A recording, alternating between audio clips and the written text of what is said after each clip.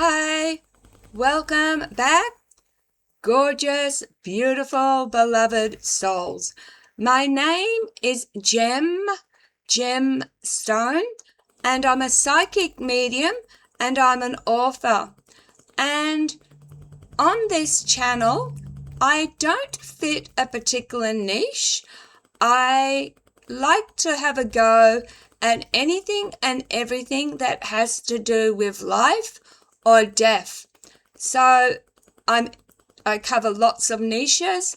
I look at things through a lens, and if you search my channel, you'll find I've uploaded thousands of videos, so you might find one with content that you're particularly interested in.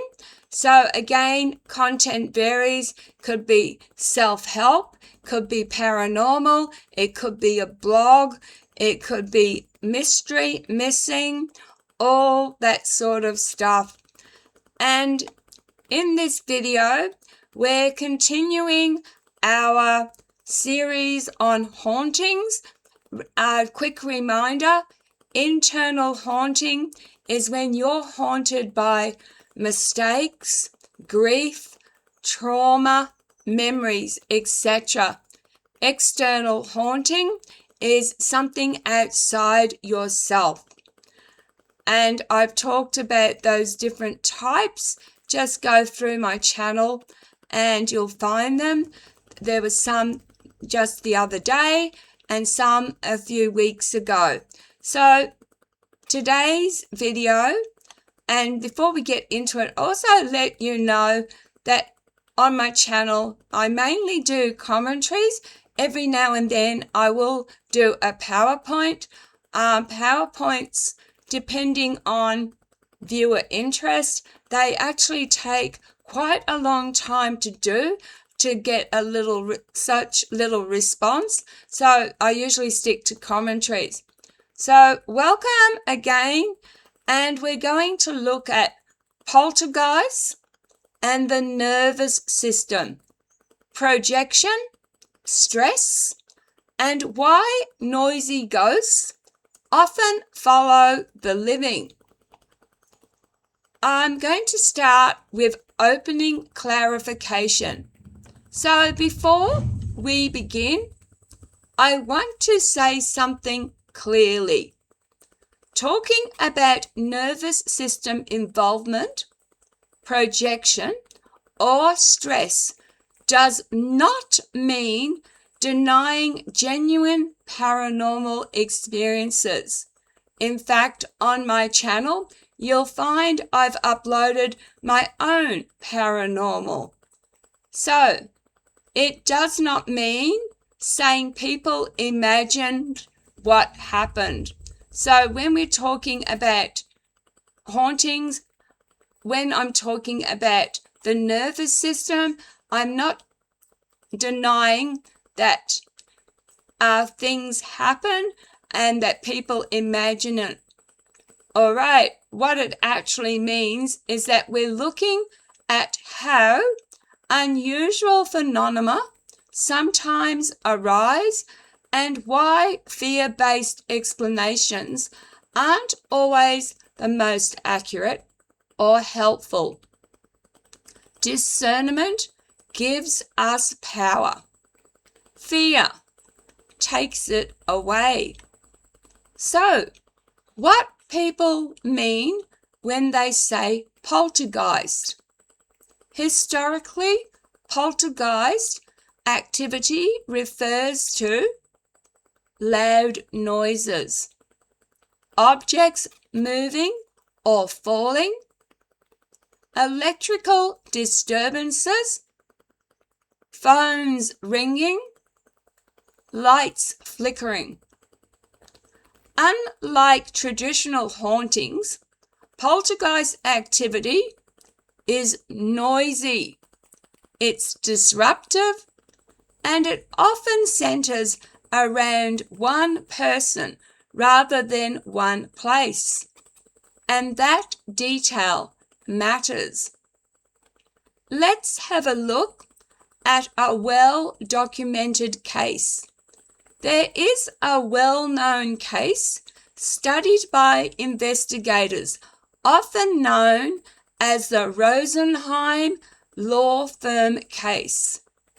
It involved a professional office environment where electrical systems malfunctioned, phones rang without cause, lights exploded or flickered, equipment behaved erratically. And what investigators noticed was this: the activity almost always occurred when a young female employee around 19 years old was present. When she was absent, nothing happened.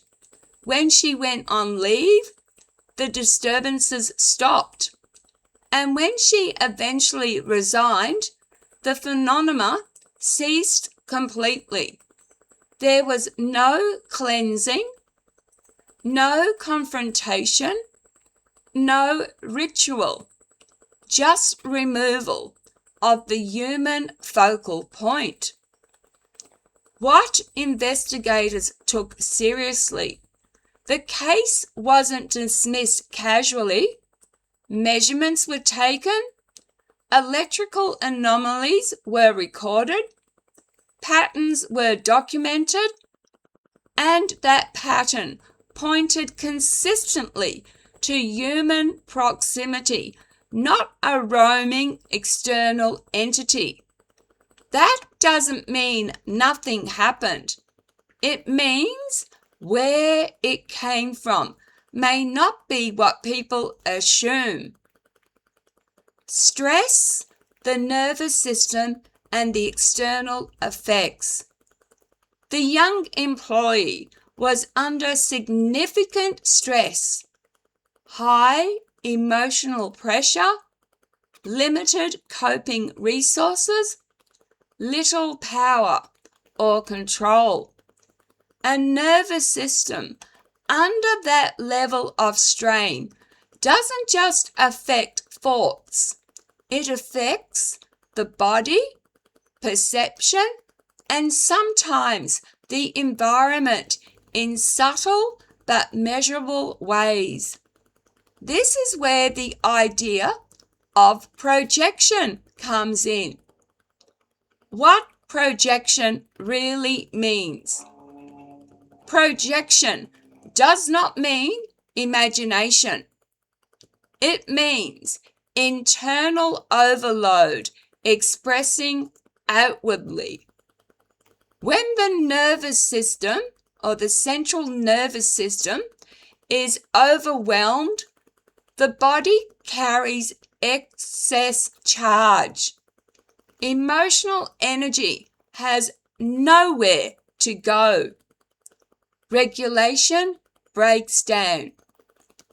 In rare cases, that internal pressure appears to discharge externally, not consciously, not deliberately, and not maliciously. So, why poltergeist activity often centers on young people? This is an important pattern.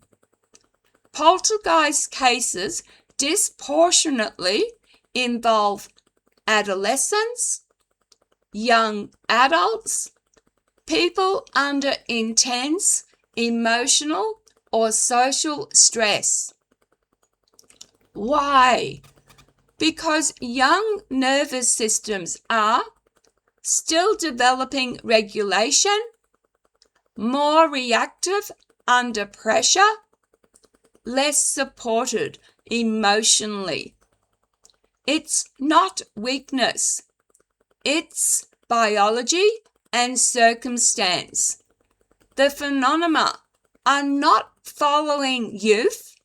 They are following dysregulation.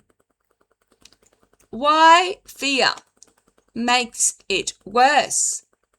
Once poltergeist activity is labelled as angry spirits, demons, external attack, fear escalates.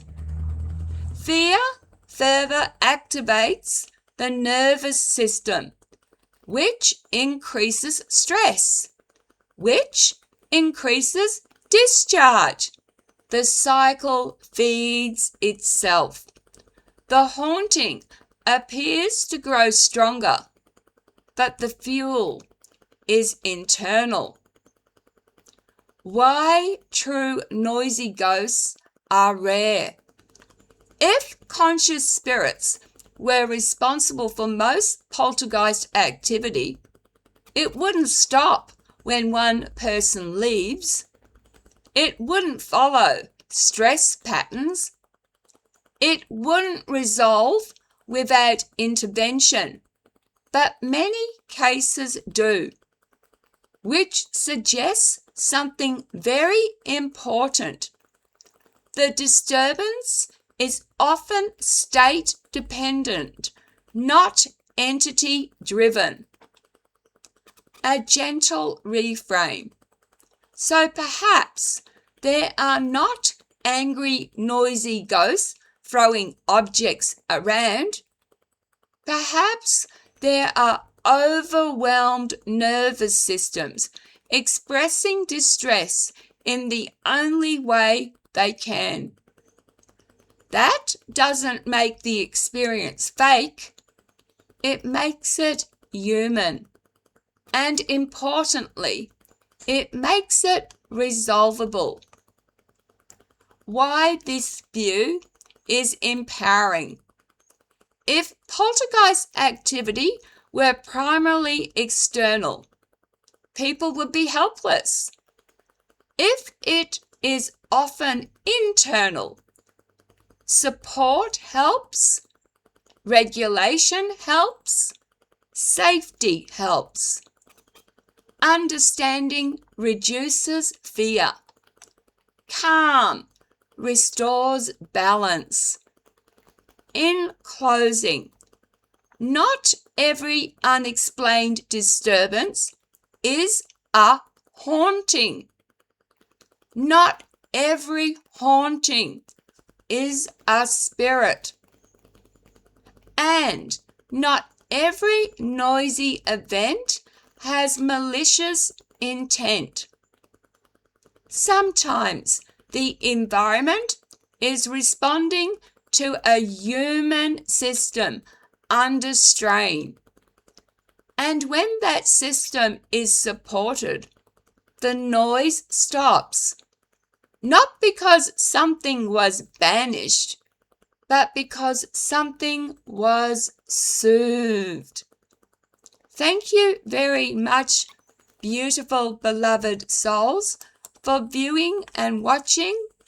Please feel free to drop a comment. Have you ever witnessed poltergeist activity?